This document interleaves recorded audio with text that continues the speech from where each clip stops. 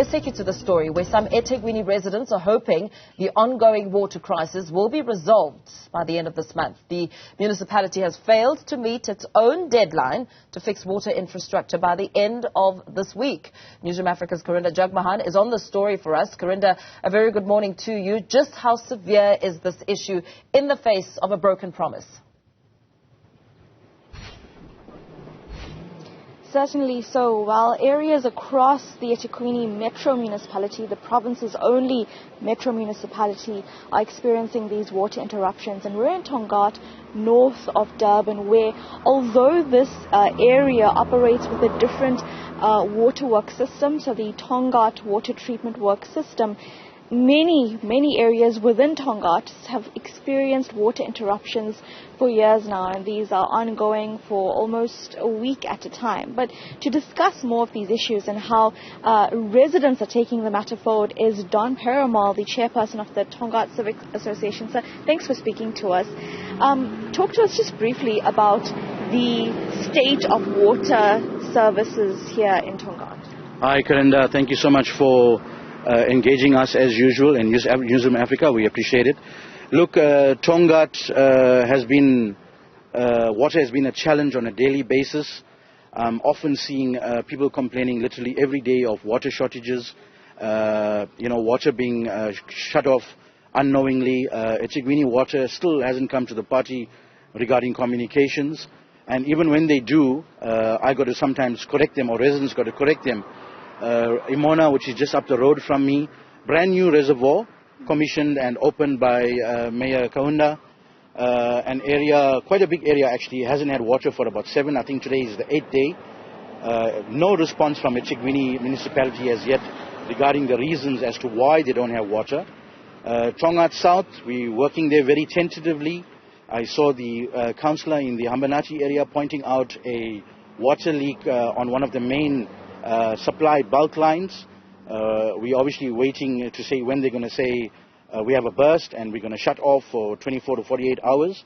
So for us in Tongaat, the challenge I think mainly is obviously infrastructure, repairs of infrastructure, and that has become a nightmare over the last 10 years in Tongaat. Speaking about infrastructure, at a briefing yesterday, the city manager said that essentially the city has inherited a town where some of the maintenance records might have not been properly handed over, or some lost perhaps. What's your take on this, and again another miss of a deadline to resolve these water issues? Look, the city manager himself is using we're 30 years into the new democratic era. I'm sure even when they took over the North Local Council, which was Tongaat at that time, I'm sure they're specifically talking about the Verulam and Phoenix areas where obviously records would have mislaid, but as much as the records may be mislaid, we have human capital, human resources that would know exactly where air valves, where various bulk line services are. I think eThekwini's major issue is the resources in terms of human resources themselves. One of the issues, or one of the ways we tried to resolve Tongaat's issues was, as much as there were no diagrams or anything of that available, we went out as a community and we went and looked for those former people that worked at Tongaat Waterworks, those people that laid the old bulk lines, and asked them, can you help us or assist us? And there's beacons everywhere showing us where whatever is.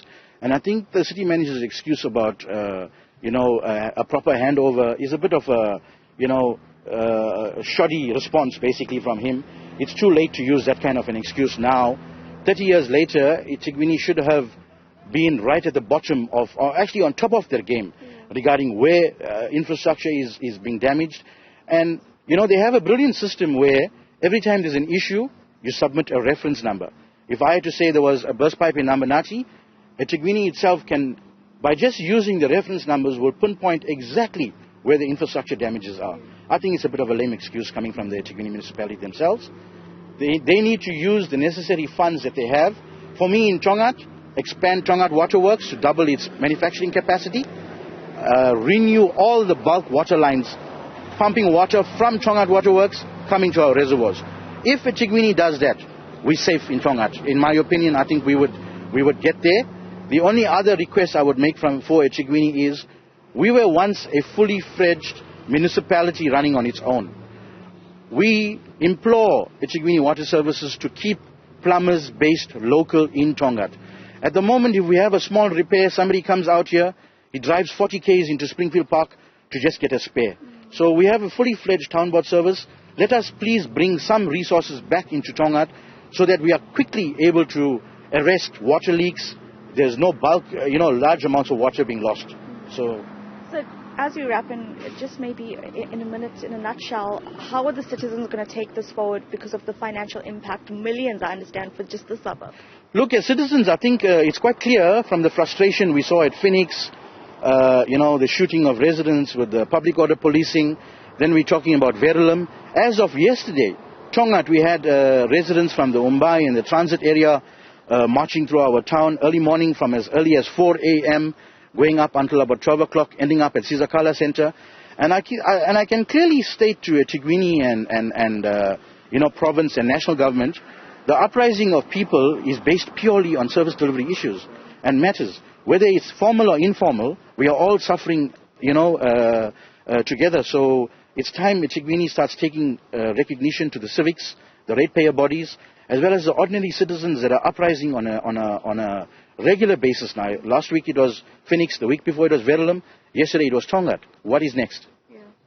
Mr. Peramal, thank you so much for your time and for unpacking these issues. He's the chairperson of the Tongaat Civic Association, also forewarning that more citizens are becoming frustrated. They're taking to the streets in protest. We saw it last week in various suburbs, and just yesterday some residents around the Tongaat area also protesting because of the prolonged water interruptions. The Tongaat Civic Association chairperson says, well, the excuse is not enough to say that you do not have proper maintenance records years after having actually gotten a hand on the municipality in terms of the programs and the water infrastructure network. This is a widespread crisis that has been happening quite frequently now across suburbs, so we'll keep you updated on what the city has to say and whether there's a new deadline to fix the water infrastructure issues. Yeah, very well. Karinda, Jagmohan, let's leave it there for now as we will be listening in to get the latest